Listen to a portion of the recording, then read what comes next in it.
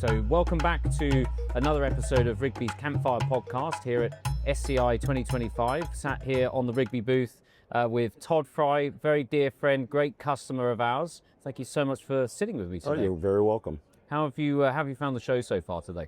Actually, very enjoyable. You know, as usual, always enjoy being with everyone and seeing all of past friends, new friends, exhibitors, outfitters, fine gun makers such as yourselves. Very kind. No, very kind. It's got a real energy, this show this year. SCI I think has been really building again since it's moved to Nashville. But I think they were saying the first 2 days here were record days for those days of the week for SCI. You know, I've heard the same thing. So far, all of those that I've talked to have had a tremendous show so far. Everyone's saying that it's a real good turnout, and definitely people have come with some nickels in their pocket to spend. Yeah. So that's always good. Absolutely. Well, Dallas was, as you know, was quite quiet. And I think a lot of people who weren't able to get there because of the snowstorms and things have then come here. So it's really sort of bolstered it this year. Yeah, I would agree. No, really good. So, Todd, you've been a great customer of ours for a few years now, and we've had some very good conversations about Rigby's, and I know how passionate you are about hunting. You're someone I know who's done more than most, but I realize I don't actually know that much about you. And one of the reasons I wanted to sit down today, and for everyone who's listening, to learn more about you, how you fit into the Rigby story, your gun collecting, your hunting. Would love to hear more about it. Well, sure. I'd love to tell you. So where do we start? Tell me about your first hunt. That'd be very interesting. When was that? Well, I started at a young age, based out of Michigan is where hometown was for me. I had a father who took us on traditional small game hunting, you know. So first hunts would be at a young age, the rabbits, the pheasants, the white-tailed deer, things that are known in the Midwest and into there. I would say the first hunt that happened that got me hooked onto, let's call it the fortunate globetrotting that I've been able to do, was that I was able to then move into hunting into Canada, the sheep and the mountain game. As you and I have talked in the past, you know, that was a big passion of mine, the mountain hunting and pursuing those animals. Africa, I got the bite of Africa, strangely, by not wanting to go, the story goes. A good friend of mine who had a concession in Africa, Jack Brittingham, and we had hunted together on different parts, Tajikistan, Mongolia, different areas around for mountain game, said in 2009, you know, you really need to go on a African hunt. And I said, oh, I don't want to do that. I'm young and energetic and have my strength. I'm going to do the mountain hunting, and we'll do Africa later in life. And after he asked me, I went back to a lot of the books I had been reading that I always was definitely thrilled with and enthralled into of Africa. And I thought, you know, I might as well give it a try. Well, 2009 turned into, I truly don't know the number of safaris, and I don't know the right number, but let's just say probably close to 26 to 28 safaris later, started globetrotting around and doing all that. So that's really the first African hunt. And why I bring up Africa is that I would have to tell you that Africa is what spurred me on to learning more about collecting and acquiring true fine firearms, bespoke firearms. Prior to that, my main collection of firearms would have been long-range shooting firearms for the mountain hunting and the optics set up for there. I had a few collectibles, and by that time in my life, I finally had enough nickels to get some nicer things. But when I went to Africa, I decided to have a pair of custom bolt rifles made for me by a dear friend and a gentleman, gun maker, who's made a lot for me since, Lon Paul. He had built a lot. And Coogan had, connected me to him. And so I had him make me a matched pair of 375, 338 bolt rifles. And came back from that safari and realized that after I had been there for 31 days, hunted the Rungwa area of Tanzania and Lake Natron and the Maasai land, boy, I needed a double. And there became the pursuit of understanding about double rifles. And I'm one of those guys that once I kind of get into something, I take it to a next level. I don't seem to go, I study it slow, but then I jump right in. And all of a sudden, collecting became a passion for mine of fine firearms and bespokes. But your knowledge of fine firearms is really there as well. And I don't say that just to flatter you. I really mean that. We meet a lot of different clients, and you know, we all have different levels of interest in wanting to acquire that knowledge. But often I find myself talking to you and you're as knowledgeable as me, and I'm supposed to be an expert in the industry. Well, thank you. Yeah, but that I guess would just come from my nature and characteristic that I seem to, whatever company or business that I've been fortunate to start and create, we seem to really get deep into it and understanding it. I like to always try to be at the top and upper level of whatever industry we're in. But I also like to understand the firearms enough to know, why is it worth what they're saying it's worth? And does that really mean that it's worth it to me? You know, as we both know, we've had great conversations. There's some spectacular firearms out there, even those that maybe we wouldn't hunt with right now due to their age and antique and relicness, but we both appreciate the history that it was, and I still acquire those in my collection because they're such a fun foundation to go back to as a starting point. No, fantastic. And as a young man, when you were getting into the bird shooting and the rabbits and pheasants and things you were talking about, did you ever dream that you'd be in a position in your life to have done pushing 30 safaris and all of the mountain hunting you've done? Was that a vision that you had, that you wanted, or did you know, how did you look at that? Well, I would be definitely a liar to say that I didn't believe it in myself. I was always one of those that no matter what activity I was in, I was fortunate to be good at sports and go on and play, you know, college football on a scholarship. So I always achieved to strive to go further into that. The answer is I believed it. Now, to say that I was able to reach whatever you call this level that I'm at, the level that I'm at is that I'm able to do what I want to do in a fun way. The most important thing for me, as I was able to finally start going around the globe, and that was, all of a sudden a new goal became apparent when I had 3 beautiful children with my wife Sherry. Was like, you know what, someday I'm going to want them to travel this too. So it drove me to even be more successful, to find a way that the family could start, you know, going with us. I'd say in the last probably 7 or 8 years, many of our trips to Africa and different hunts as a family, I've enjoyed more watching and videoing than I have pulling the trigger. But I will admit, I still find time to get out there and pull the trigger. Absolutely. And your son, Jensen, who I've met, I mean, you seem to be such a close-knit family. Jensen is a fine young man, if I may say, from one fine young man to another, if I can say that. And you have such a wonderful relationship, you know, father-son relationship, and how you guys, almost watching you on the booth here, how you sort of gently mentor him in this world. And I've been sort of very taken aback by that. And yeah, thank you. Yeah, I'd say that one of the things that I wanted to definitely achieve as fatherhood, and my wife was definitely a big part of me being the father that I am, is that she instilled in me and made sure I understood that, you know, you can be showing love to your children, but you can also be best friends with your children. It's okay to be wanting to be with them and best friends. Of course, you need guidance and, you know, discipline. But my point is that we started at a young point in our life, even back before we had the resources to do it, to find a way. And my wife and I started out in a 1-bedroom apartment, you know, and you get real close with your 2 daughters. We had a daughter first, Mackenzie.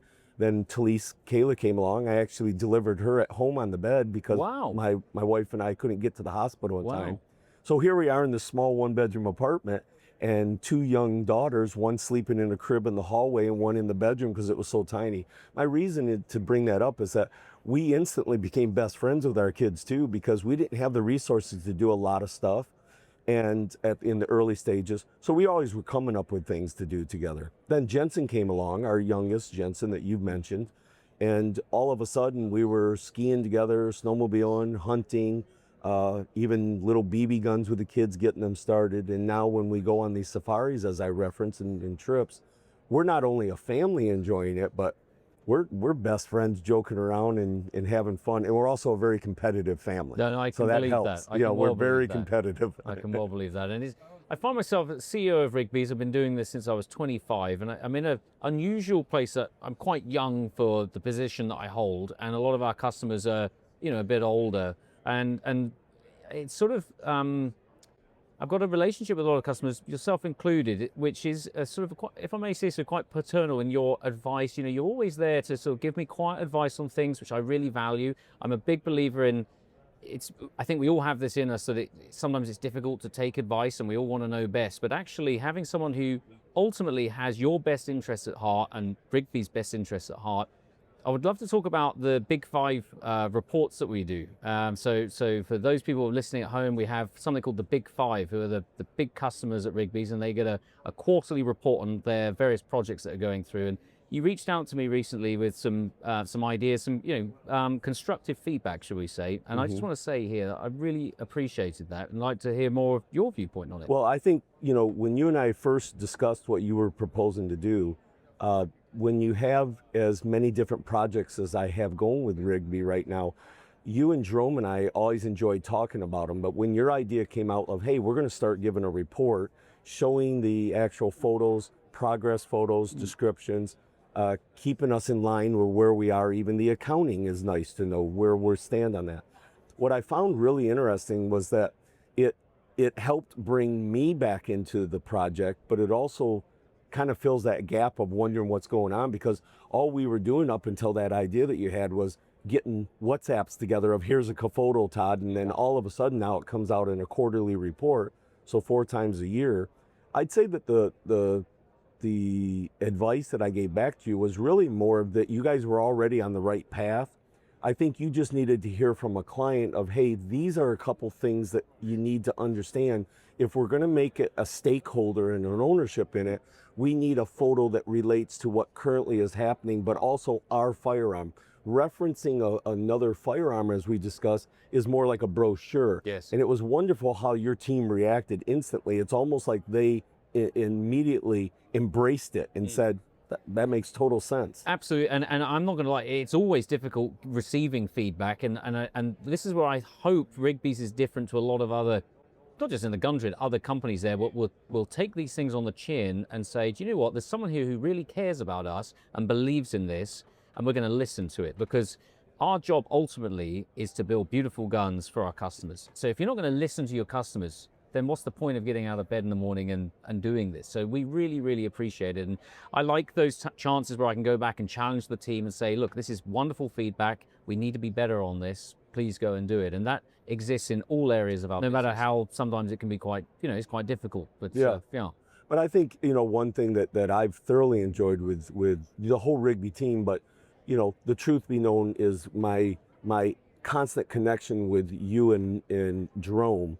And that is, you listen to what I'm saying, but how many times in our discussions as we're designing my next project or something, the advice that we all three have to each other, well, have you considered this, or maybe you should do this?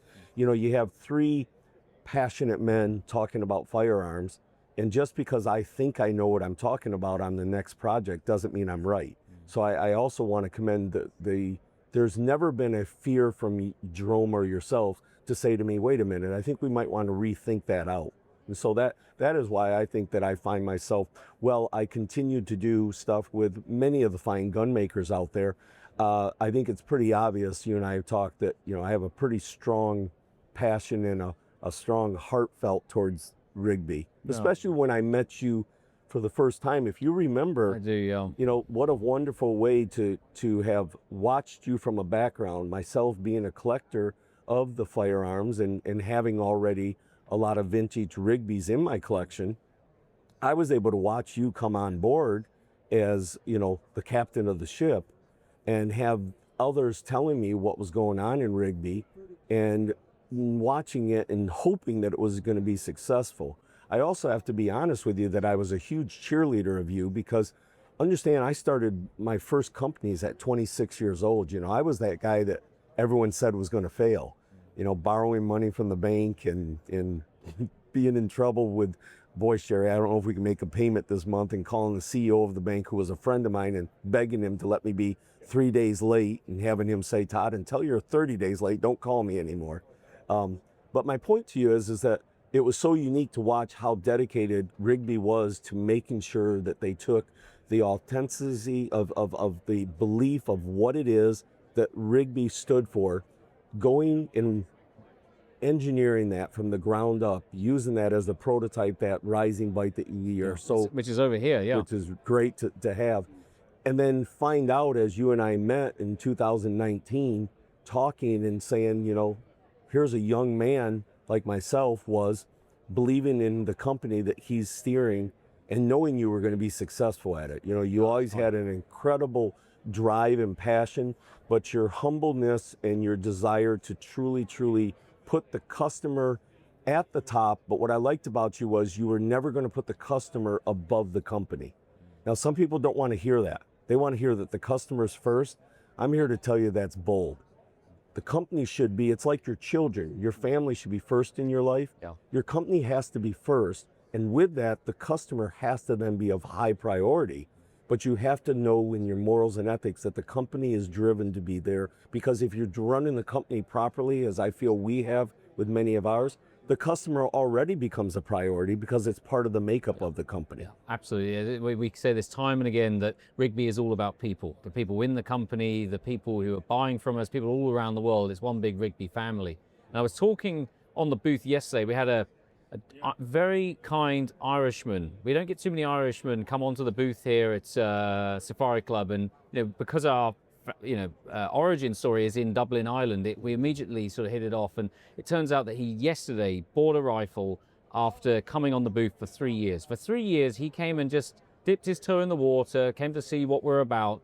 And yesterday he said, you know what, for 3 years in a row, you guys have talked to me, you've been friendly, and now I'm going to do this. And if I may say so, I remember that when you and Jensen flew to London and we sat down in the showroom and you said something similar. If I can say this, you said, Mark, I've been watching you guys come back. I've been watching what you're doing, and I can tell you that we're now ready to spend quite a bit of money in the shop with you today. And that is correct. Yeah, it's exactly correct. And we sat there, and it was just wonderful. And I felt very much endorsed by you because I knew about you within the industry and how you support the other brands and how much hunting you did. And to have you sat there and say things like that, it means everything. Well, thank you. But it was definitely genuine and sincere. I do believe it. I think you guys have done an outstanding job.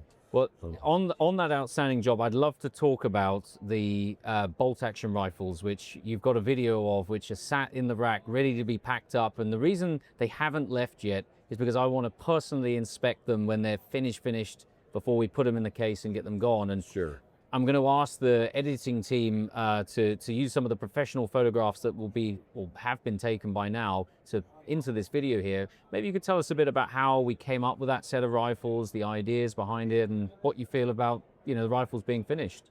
Yeah. So the first rifles that we talked about, other than the Rising Bites, and when we got to the bolts and the London Best bolts, is, if you recall, we decided let's just do the 416. And let's talk about that. It was as if I had forgotten that I wanted to really pursue the whole gamut of what Rigby is about. And we went to the 416. Then all of a sudden I thought, boy, I should get another one for my, second one for my son. That way he's got one with me. And it was really you and Jerome that as I then brought up the 404, that all of a sudden the idea was, hey, Todd, have you ever thought about let's do them all? And the truth was, it never came across as a salesman pitch from you. It was more of if we're going to start this project, Todd, aren't you going to want to possibly consider that they all are unique into their... When the word unique came up, if you remember, we then said, wait, what could be different about that? And that's where I came up with the unique idea of, wait, what if we took of every caliber of the rifle it's made in, taking the cartridge head of that beautiful. And using that as a actual grip cap insert, and then getting my initials into it with the caliber, and then of course we expounded on from there. So what happened was bolt actions, even though I was focused on the Rising Bites, which I really felt we already knew we were going to broad base that one. We already knew that the 470 of the 500 made sense, and it kind of evolved right away into let's just do all the calibers. But the bolt rifles at first was not on my list until we got excited about what we could do. And now I don't honestly remember the number of them, but I'd say we're covering every caliber with the exception that you caught just recently, hey, Todd, I don't know how we did this, but we've covered every caliber out there, especially the Rigby ones. We forgot a 375, H&H. And I was like, my goodness, how did we... And this is probably a world first now, trying to sell you a rifle on the podcast, so no pressure. We have a serial number spare because they're all consecutive serial numbers. And if you remember, we were saving one number for perhaps one of those takedowns that we talked about, and zero pressure here now, but that is available. And I did think in the message there that maybe that would make a great 375. Well, it's a perfect time for me to commit because we've got it recorded. So see, I can't back out. So yes, we got to do it. Well, I think that's a first. I sold a gun on the podcast. That's amazing. No, fantastic. So yeah, no, a beautiful set of guns, and I don't want to use the J word, the jealous word. I see a lot of amazing stuff go through our factory. We've built over 2,000 guns now, I believe, in the last 10 years, 11 years, and we see a lot of stuff. There's not often I see something that I'm like, I kind of wish I had that. And every time I see those guns in the rack, it's like, damn, they're good. And the thing that's so special about them is that they're not covered in tons of engraving, and that's absolutely got a place. You know, that beautiful engraving, we do lots of it. But it's, I think, a higher challenge for the gun makers, and particularly the finishers, you know, at Rigby's or any of the gun makers, when you're making a gun that is, you know, it's got a little bit of engraving, it's got that grip cap you talked about, the finish has to be absolutely on point. You can't hide anything. There's no engraving to hide behind. It's just, it's there, it's raw, and timeless, I think is the word that I would use. Yeah, and we had discussions, as of course you recall, that I think at first Jerome really wanted me to consider that engraving, meaning because of them being special projects, you know, let's do a little bit more than what you're saying. And what I was trying to convey to Jerome and yourself, which you both embraced once I did, is that even though these are fine, beautiful London Best, I'm a man that they're still working rifles for me. I want them in the bush. I want to hunt with them. And the thought of doing the engraving and all that took away from what would I have done if I had been in that era, was knowing that they were working rifles. And I think that when we finally settled on the amount of engraving, the color hardening, case color and all that, I think we came up with something, as we will both agree, when the podcast goes out and the photos are seen, that we're both tickled to death with. I mean, we're very proud of the end result and the finished product. Absolutely. And if I may say so, I just want to make a special shout out on the podcast here to Dan, who was one of our finishers. He joined us from Holland's last year, and he's been working on those, and he's done a fantastic job. And he should, you know, I want to give him a pat on the back from the podcast here. And awesome. He keeps coming into me, showing me the color case hardening on the. It's like, have you seen this, boss? Have you seen how beautiful the colors are on this? And that color case hardening is a dark art. We use St. Ledger's in Birmingham. I have no idea how they do it. I've got some ideas, but it's a secret Hogwarts style recipe. Yes. And with that, you know, sometimes the colors come out amazing and sometimes they're a little more average, but they always do an amazing job. But it comes down to the steel and what the weather was doing, and I don't know what else is going on in that mix. But every single one of those is like A1 with a cherry on top, the colors. Agree completely. All the photos that we've looked at together, and of course we're very anxious and excited to get them. But we also know that the unique thing that adds to the fun of these beautiful rifles from across the pond is that as an American, not only do I get excited to do that, but then you're waiting for the permits and the export. But how exciting it is when all of a sudden I get that notice from you of they're leaving, Todd. They're heading your way. No, absolutely. It's like Christmas Oh my Day. goodness, it is. And one last thing I wanted to talk about before we wrap up here, because I know you've got a busy day ahead with the show, is that you last year became a recipient of the Rigby tweed jacket, which is something I just wanted to touch on, which I believe Merle, who was on the booth just a moment ago, he was wearing his. I think there are now 15 people in the world who have been gifted. You cannot buy the Rigby tweed. You have to be given the Rigby tweed. It's rather like sort of the green jacket at the Masters or something like this. And we measured you last year and we delivered that. And yeah, how did that feel to, you know, become part of, you know, something very special? Well, of course, greatly appreciated, but it was also so wonderful how you helped me understand the uniqueness and the importance of it. It wasn't that I wasn't, you know, appreciative of it. It's just once you told me the storyline and I was able to then go back and really ponder on it, and how wonderful, you know, that you were able to get with my family and say, what is a saying that, you know, that your father's known for? And here I open it up and see that all, you know, stitched on the inside. And that saying being, you know, I didn't come all this way to be average. And then that's, anyone that knows me knows that I'm always saying that if I do something, whether it be family, fun, friends, business, I'm like, I didn't come all this way to be average. Absolutely. I think that's a fantastic place to leave it off. Todd, thank you so much for not only sitting with me today, but being a great customer and being my friend. So thank you so much. Thank you.